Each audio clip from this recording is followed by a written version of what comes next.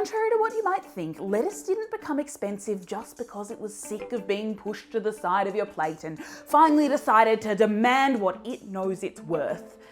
Actually, it's far more complicated, and it's all got to do with something called Inflation. inflation. But what is that? So inflation can be a bit confusing because when people say inflation, they might be talking about one of two things. They might be talking about things getting more expensive, the lettuce costing $13 now, the cost of living just generally going up. Or they might be talking about money being worth less and less, like how your grandma always goes on about how she used to be able to go to the movies with $2 in her pocket and come home and still have change. Or in more extreme, out of control scenarios, people being forced to use wheelbarrows full of cash just to buy a loaf of bread. The thing is, prices going up and the purchasing power of money going down are the same thing, and they're both inflation. And it's a shame that inflation can be so hard to understand because while it can be useful in small amounts, it can also be extremely disruptive.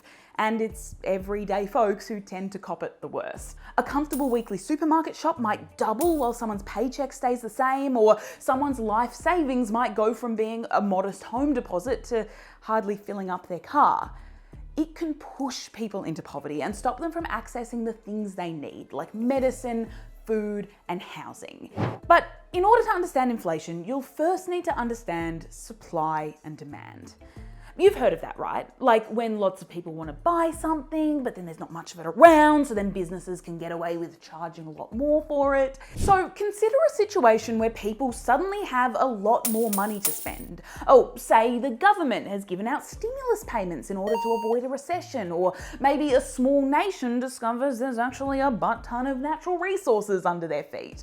People will suddenly have a lot more cash to splash, and they'll want to splash it.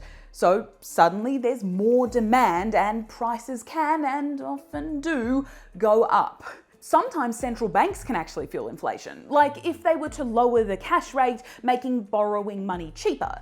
Easier access to money encourages people to spend and invest, and well, you've created more demand without actually creating more goods and services, so prices go up.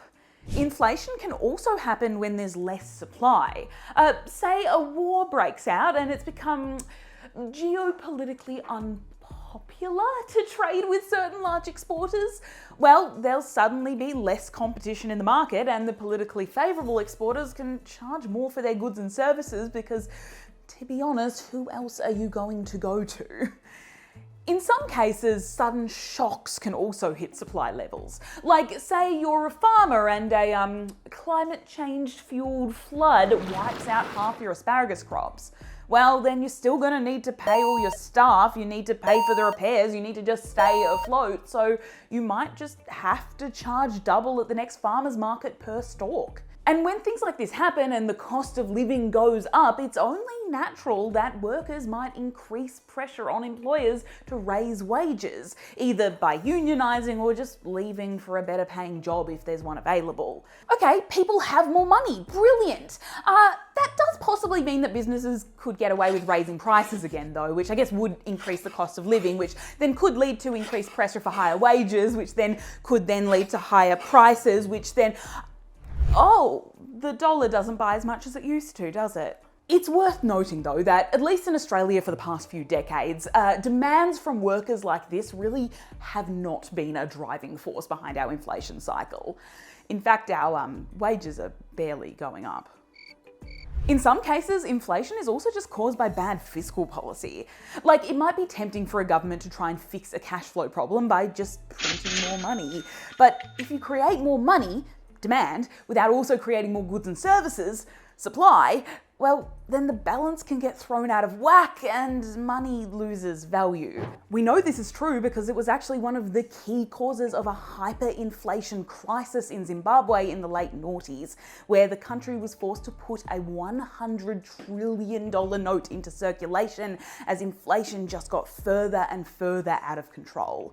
Inflation can also become a problem when there just isn't enough competition between businesses providing the same goods. Like if you had to switch phone plans but only had a few choices of which telco to go with, well, then those businesses would be in a much better position to widen their profit margins, charge you more, than if they had to compete against hundreds of different providers.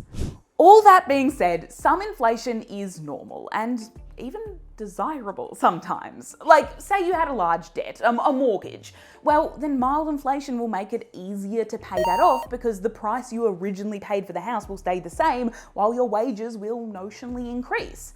Also, the value of your house will go up too, so you'll be pretty confident that you'll be able to sell it at a profit. In an ideal world where the balance is just right, this could create jobs. It could mean more income taxes, which would mean more money for schools and hospitals, and you get the picture. But of course, often the balance isn't exactly right, and the results are less rosy.